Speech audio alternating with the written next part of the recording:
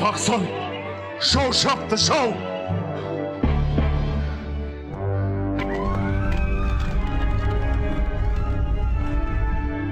Sardar, bәр енді кеш.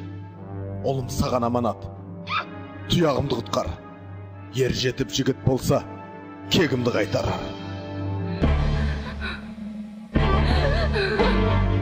O Tengrim, oğlumdu birazını tapsırdım. Koş bu kulunum. Жылдам, алып кет баламды.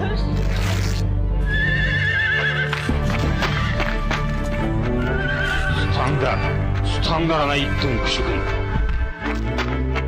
Қош бол, сұңқарым. Енді ұлыма серік бол.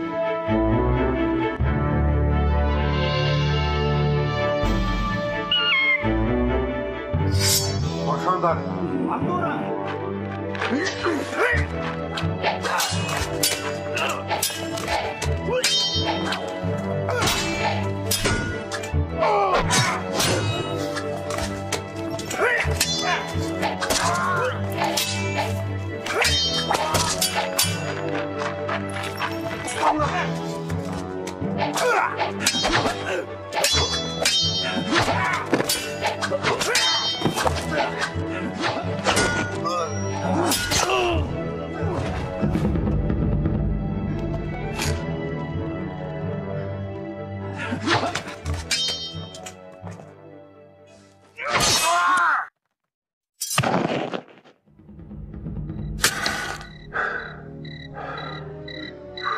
Қалай балам, аман мысың?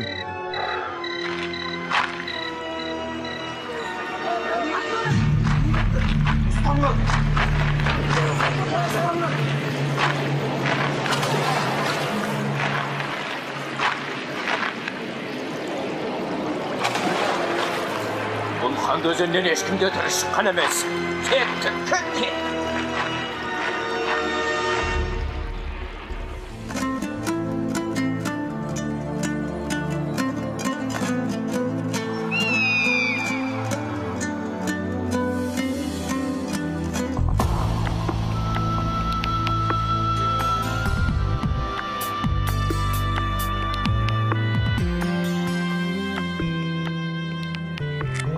Сардар аға, сіз маған менің барыс таңбалы бойтұмарым жайлы айтып беріңізші. Балам, сенің жетінші бабаң Бөрхан, жүрек жұтқан батыр, әрі аңшы болған. Күндердің бір күнінде Бөрхан осы Шабағлы тауының басында арқара аулап жүріп, барыстың өңгөріне тап болады. Балаларына жем іздеген барыстың жоқтығын білген бе, алпыс құлаш аждақар жылан аландарды жұтпақшы болғанда, Бөрхан алмас қылышпен айдақардың басын шауып түсіреді.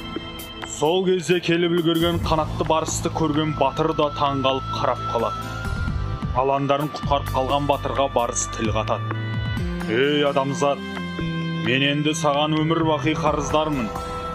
Осы айдақар менің аландарымды жылда жалмап кетуші еді. Ата жауымды сен өлтіріп, ұрпағымды аман алып қалдың. Мен де сенің 7-ші ұрпағыңа дейін қызметіңе әзірмін. Басыңа қиын қыстау күн түссе, көмектесем де осы бойтұмарды сенің бабаңа табыс етеді. Міне Сауран, сен Бөрханның 7-ші ұрпағысың. Әкеңнің аманаты да менің мойнымда. Қанатты барыстан көмек сұрар кез келді. Бірақ сенің әлі қабырған қатпаған. Батыр болып өсемін десең, бүгіннен бастап өзіңді жауынгерлікке баулаймын. Мен де батыр болғым келеді.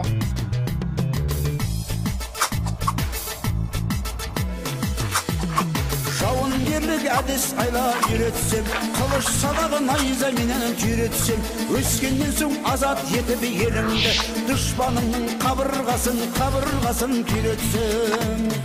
Құралайды көзге атар мергендер, оқ жонады әке көзін көргендер. Сен де балам батыр болып өсерсің, батыр болар ертең саған ергендер.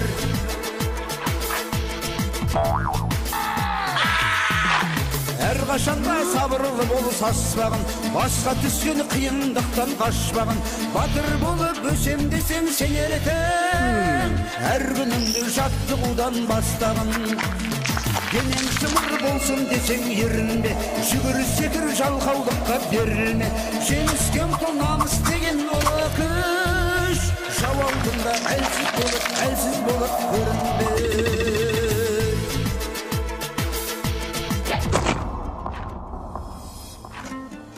Міне Сауран, сенің қанатты барысқа барар уақытың келді.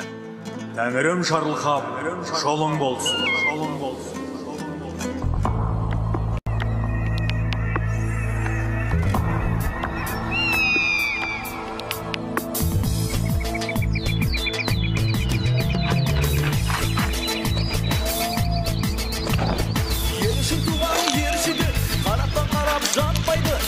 Намысын қорғауға, ерлікке өзін баптайды. Туған жерді жауынан азат етіп босатып, ел сенімін ақтайды. Ел үшін туған ер жігіт, еріні биде жатпайды. Жауына тастай түйініп, көк найзасын сақтайды. Бес қаруын асынып, ұйқы көрмей күттіні, жауына өрттей қаптайды.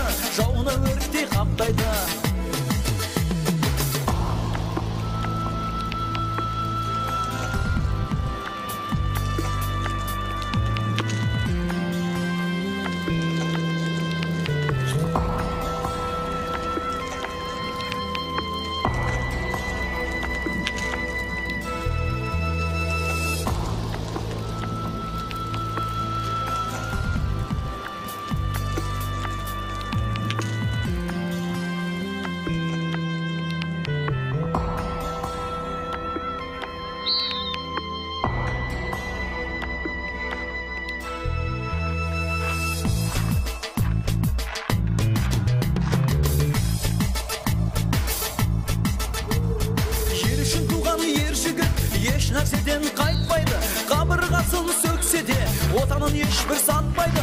Шыбын жанын бидетіп, отқа салса күймейді, суға салса батпайды. Ел үшін туған ер жігіт, ел үшін тынын таппайды. Ақ білектің күшімен, ақ найзаның ұшымен, ақылымен, ісімен, елі менен жерінің тыныштығын сақтайды.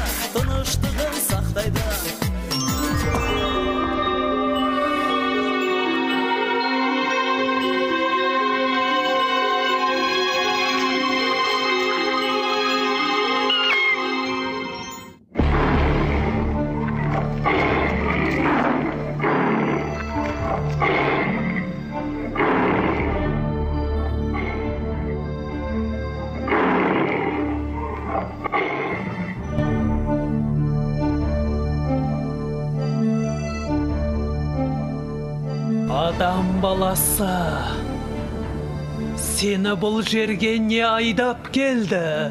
Мен Бөрханның 7-ші ұрпағымын. Есімім Сауран.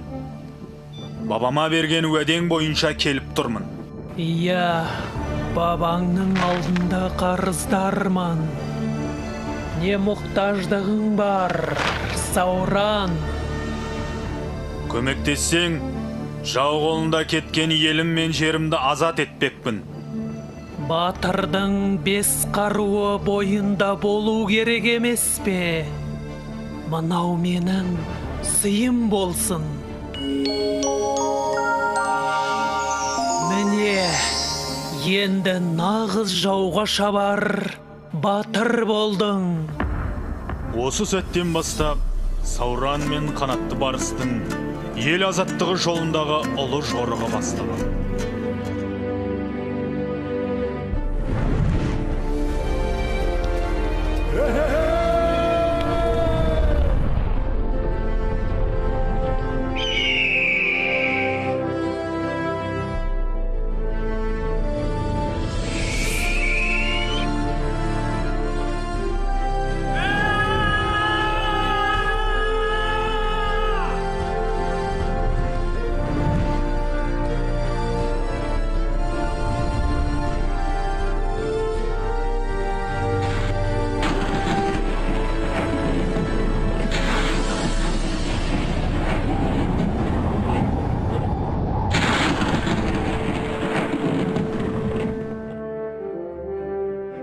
Бұл қамал сенің жеріңді шауып, еліңе қасірет әкелген Қара түнек батырдың шаһары.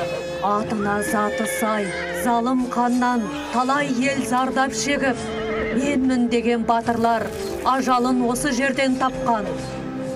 Сол батырлардың бас сүйектерін қара түнек әдейі көз қылып іліп қойған. Енді мен оның басына қара түнек орнатам. Жарайсың, жігітім. Ал енді мені мұқият тыңдап ал. Сенің еліңе қара түнек неге түнде шабуыл жасағанын білесің бе? Себебі ол түн баласы, түнде оны бүкіл қара күштер қолдап, қара ниетін жүзеге асыруға көмектеседі. Сондықтан да ай толған кезде оны жеңу мүмкін емес.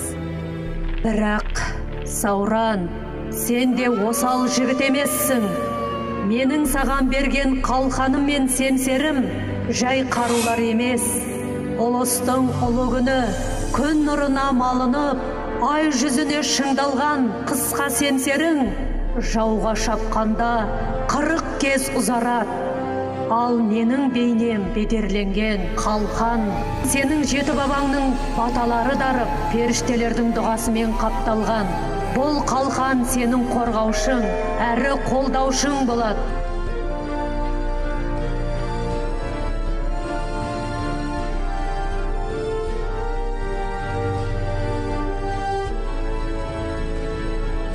Ал анау мұнараның биігіндегі не жарық? Ол қара түнектің қызы, ай десе аузы, күн десе көзі бар, Айсұлудың тұрағы. Көркіне ақылы сай, қыз әкесінің залымдық істеріне наразылық білдіріп, сол мұнарада оқшау тұрады. Сен мұның бәрін қайдан білесің? Мен тау қожайынымын. Бұл өлкенің жаңалықтарын маған жүйткіген жел жеткізеді. Тау қырандарынан бастап, түз тағыларына дейін бүкіл жан жануарлар менің алдымда бас иеді. Сонда Айсұлу тар қапаста қамалып отыра бере ме? Жоқ, ай нұрынан жаралған Айсұлу өзінің құйрық жалы төгілген ақ бозатымен әр түні үркер ауғанда қамал сыртына серуенге шығады. Оны екі жағынан екі қабылан күзетіп жүреді. Олар қызға тірі жанды жуытпайды. Жарайды. Алыс жолдан келдік емес пе? Таң атқанша тынығып алайық.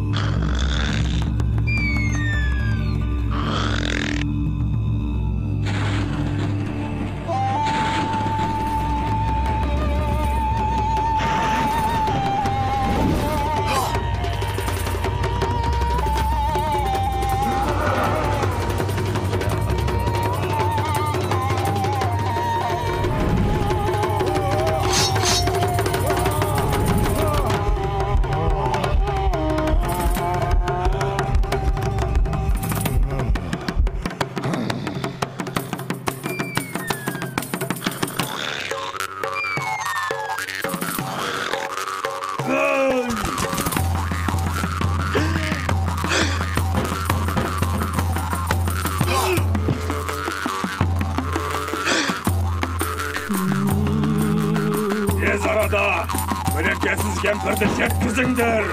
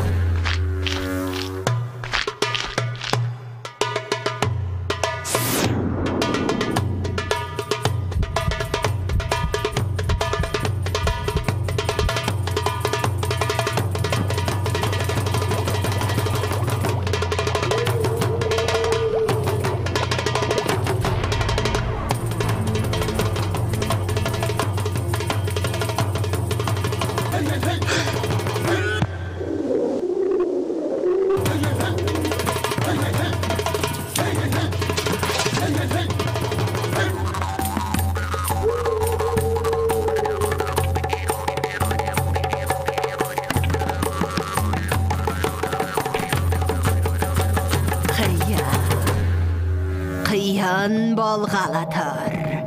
Қамыңды жасап, қимылдамасаң, ажалың алыс емес. Айтары, кәрім ұстан. Мені жеңетін жау әлі туған жоқ. Қаншама батырсынған жандардың бастары әне ілулі тұрған жоқ па? Түсімді бұлай жорғаны үшін сен де басыңнан айырыласың. Жетер енді 300 жыл жасағаның. Күлкіңді тыя алмай қалма, қара түнек. Сен шақырдың, мен шындықты айттым. Менің басым, неге керек өз басыңды ойла. Тағы да айтам, қапы қалма. Жарайт. Маған десең 1000 жаса, мыстан. Шынында сенің басыңнан гөрі маған сол бастың ішіндегі ақылың керек болып тұр ғой. Не айтасың? Солай ма? Басымды қимағаның, мені сыйлағаның. Жауың оңай емес. Біз оны айламен алмасақ, күшпен жеңе алмаймыз. Алдымен қанатты барыспен жас батырдың арасын ажырату керек. Екеуі бірге болғанда, олардың күші әрқашанда басым болып тұрады. Осы жерде бізге сенің қызың Айсұлудың көмегі керек болады. Айсұлу? Қызымды бұл іске араластырма. Онсыз да ол маған өкпелі. Бар мәселе, ол көмекті қалай сұрай білуде. Мұнарадағы қапаста отырған ерке қызға қанатты барысты сыйға тартар болсақ, ол көмектесуден қашпас. Мен білемін. Жарайсың, кемпір. Осы ақылың үшін саған ат басындай алтын беремін. Иә, ат басындай алтын жақсы. Тек енді қызыңды көндіре алсақ. Жас қызды алдап көндіре алмасаң, несіне мұстан болып жүрсің?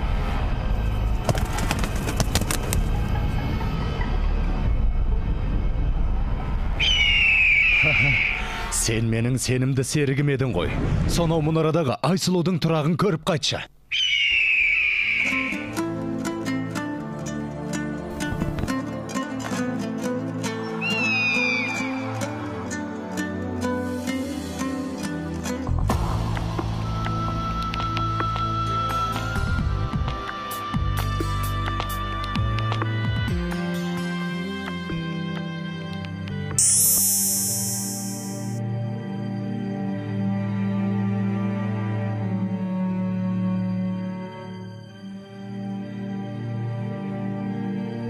Тегі асыл құс екенің көрініп тұр. Егеңнен адасып келдің бе мұнда? Егең сені маған жұмсағанына қарағанда жас жігіт пе? Көріксіз болар.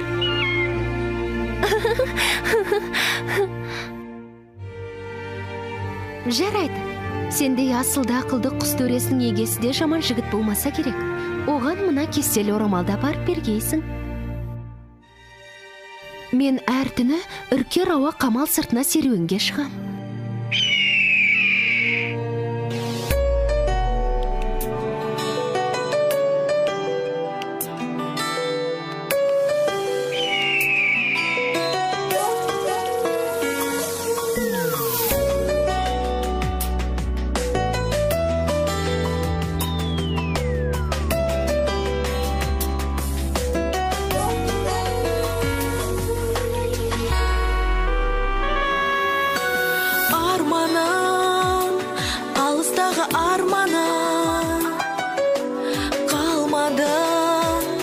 Сен жадымнан қалмады, таңдадым, саған қарай самғадым. Сағым болып алдады мені, бар ма амалы?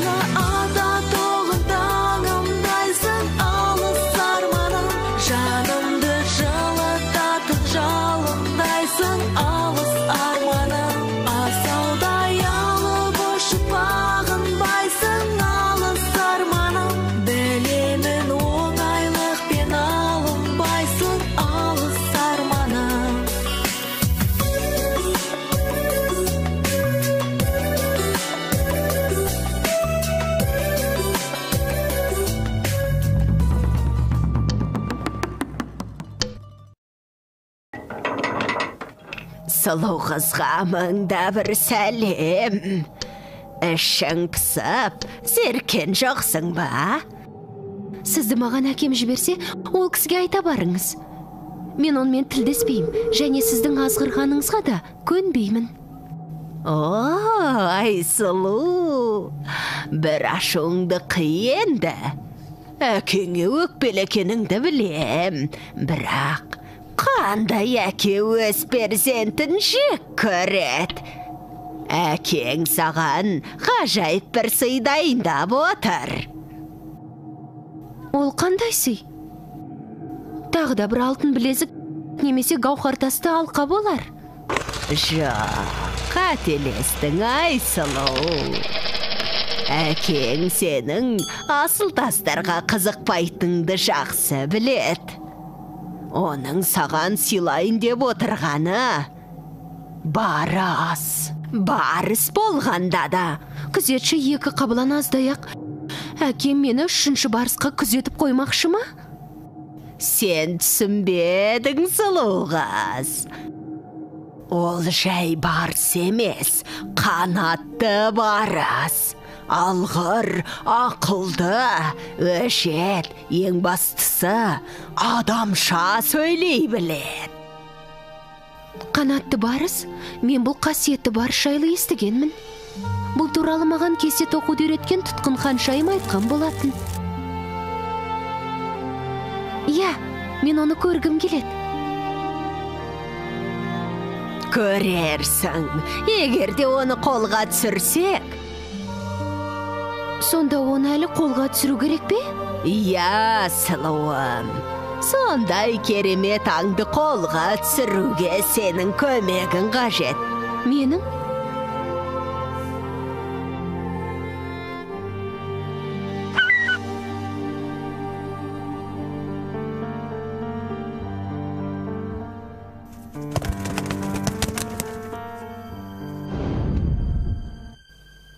Бұл кездей соқтық ба? Әлде анашым әлі күнге дейін тірі ме екен? Тірі болса қайда? Осы қамалдың қай жерінде? Қайткенде де бүгін түн ауа Айсұлуға жолығып, мән жайын сұрап білу керек. Сауран, маған жаңа ғана байғұс қыз жаман хабар жеткізді. Айсұлуды әкесі жан адам бар алмайтын биік құз басындағы бәйтерекке байлап қойыпты. Қас қарайғанға дейін қатал әке жүрегі жібімесе, Айсұлуды сол маңдағы торулдаған ит құсқа жем болары анық дейді.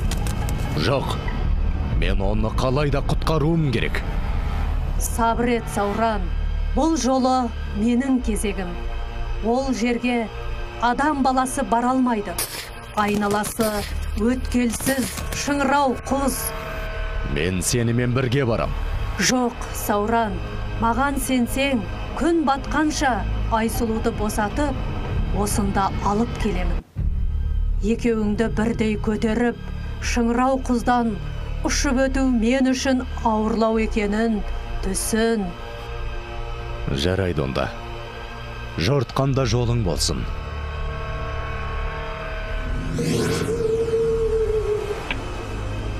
Қайна қазаны, бұрқанып қайнасын, отпен бірге ойнасын, жауыздыққа тоймасын, сүф, сүф. Шындарыңды шақырып, сілелерін қатырып, шыргөбелек айналсын, қазанымда қайнасын.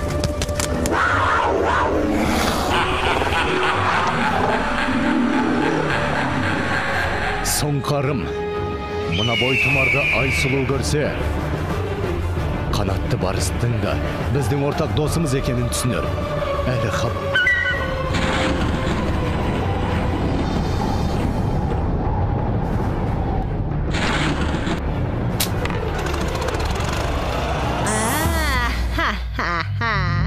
Ат басындай дегенің қайда?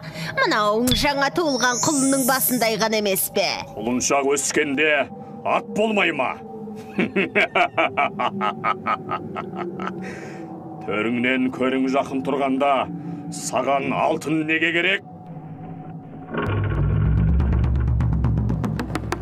Я, қызым, кел. Уәдеңді орындап, маған деген сыйыңды берсеңші. Әлгі мысықты ма? Иә, мен оны көргім келеді. Еркіндігінен айырылған ол қазір ызалы ғой. Сені тырнап алар. Оны біраз жуастап, қолға үйретейік. Сонан соң ала ғой. Тағы да уәдеңді бұздың ба, әке? Сенің әкең сөзге тұруға келгенде әлсіз болып тұр. Жап аузыңды, кәрімістан! Мен қызымнан ештеңе аямаймын. Бар да көре ғой мысығыңды. Бірақ алуға асықпа.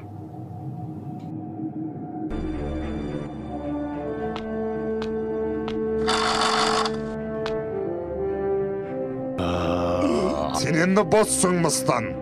Көлеңкең сияқта. Өзің де көзіме көрінбей ақ қой.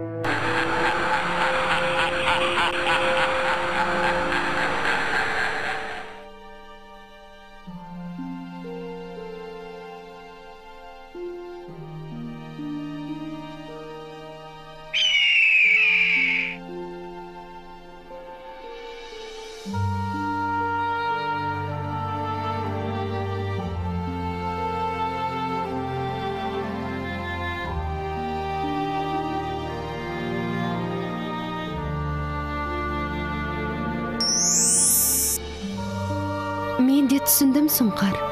Егеңе айта бар. Мен қанатты барысты құтқарамын.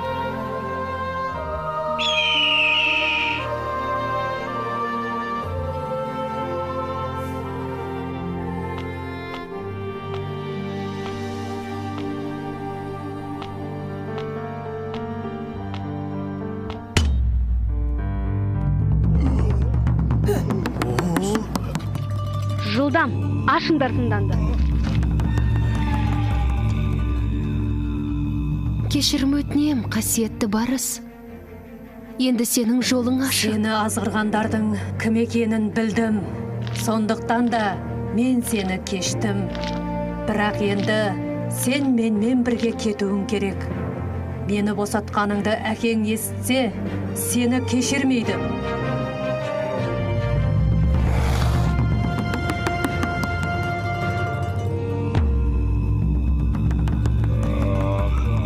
Кеткені қалай?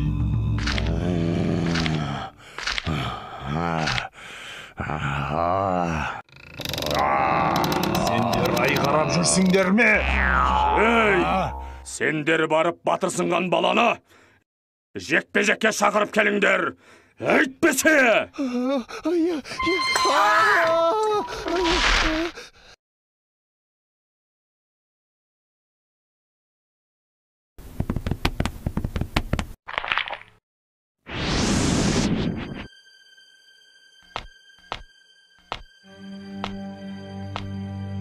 Келдің бе, барысым?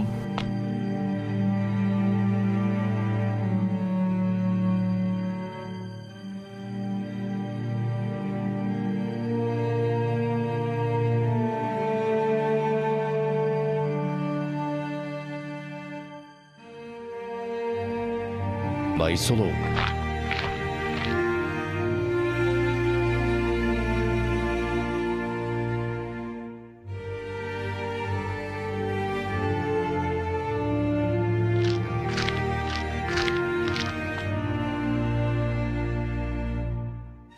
Сауран, сенің анаң тірі. Оны менің әкем өзгелермен бірге қапаста ұстап отыр. Мен кесте тоқуды сол кісіден үйренген.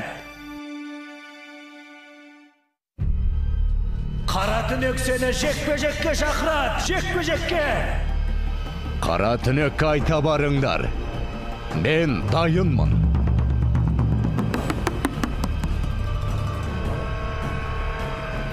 Бүгін кешке айт олады. Сол себепті әкем сені жекпе-жекке әдейі шақыруда. Саған өте қиын болғалы тұр, Сауран. Байсұлу, елім мен жерімді анамды азат ету жолында құрбан болсам, арманым жоқ. Бірақ Сені кездестірген соң, менің өмірге деген құштарлығым арта түсті. Сондықтан мен жеңем. Жарайсың, Сауран. Мен де сенен осыны күткен едім.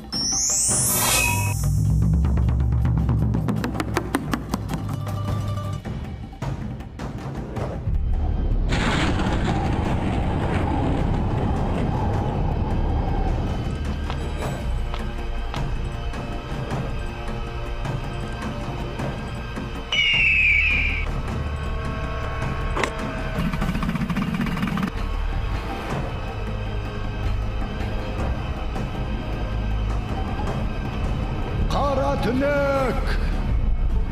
Мен келіп тұрмын. Шық жекпе-жекке.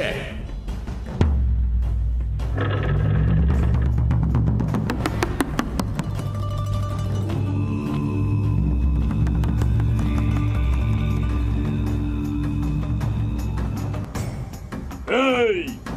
Ажалына асығып келген батыр сен болсаң, есіміңді айт.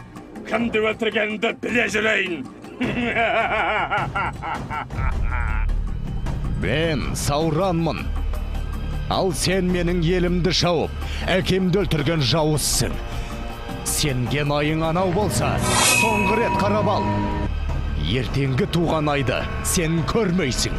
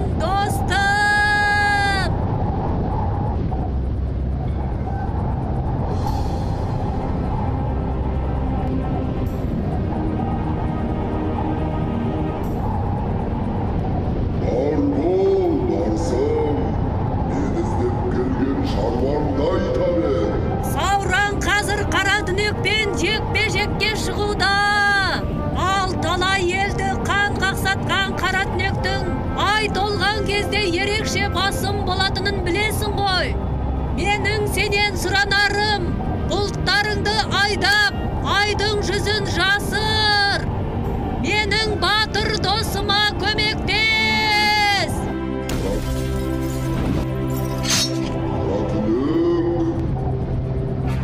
Мен оны өзімде жек көремін. Сондықтан көбіне оның қамалының үстіне қара бұлттарды айдап, найзағай отын ойнатып қоямын. Бірақ кешір достым, мен бүгін саған көмектесе алмаймын. Себебі бүгін аспан ашық, түн бұлтсыз болу керек. Қолымнан келсе де жаратылыстанын салмаймын. Бір амалын тапсаң енді жел. Бір сәтке болса да бұлыт пен ай жүзін жапсаң, Сауран Қаратүнекті жеңе алар еді ғой.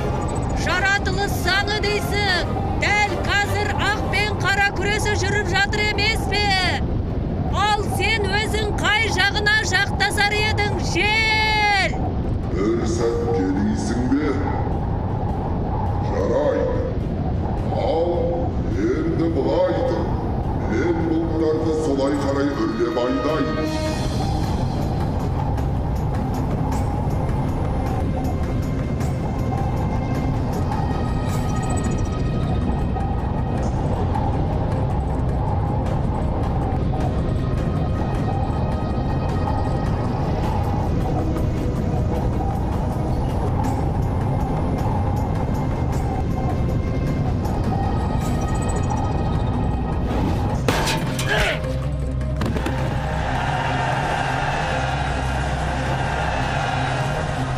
Бұл қалқан сенің қорғаушың, әрі қолдаушың болады.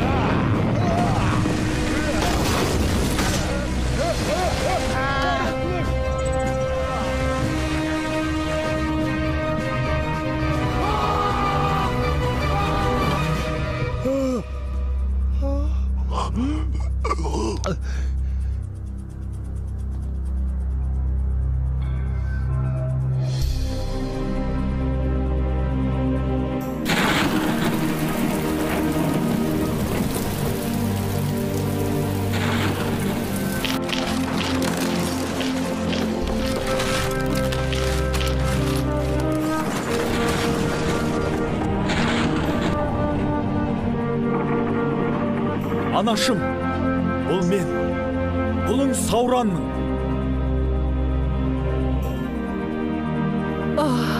Анашым.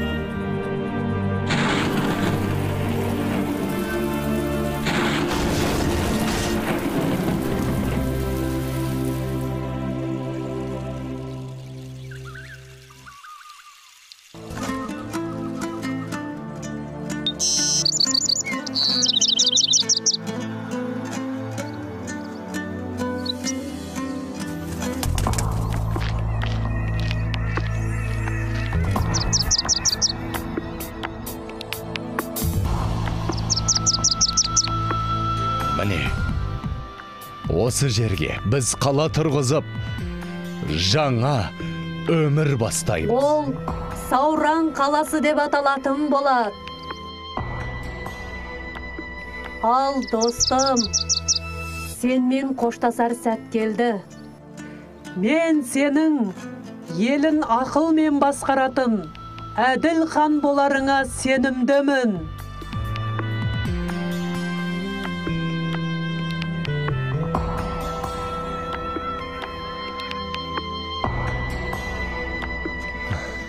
Біз сенің жақсылығыңды ұмытпаймыз.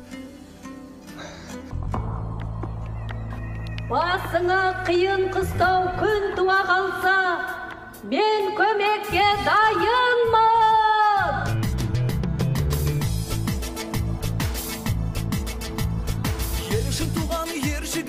Барысым, менің ұрпақтарым өзіңді қастер тұтып өтеді. Ал сенің бейнең, менің туымда алтын жіппен бедерленетін болады. Ел үшін туған ер жігіт, еріні биде жатпайды, жауына тастай түйініп, көк найзасын саптайды, бес қаруын асынып, ұйқы көрмей күн түні, жауына өрттей қаптайды, жауына өрттей қаптайды.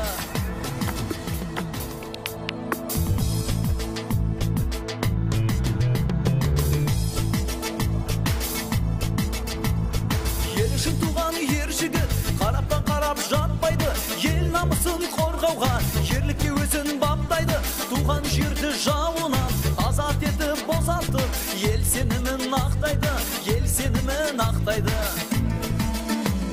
Ел үшін туған ер жігіт, еріні биде жатпайды, жауына тастай түйініп, көк найзасын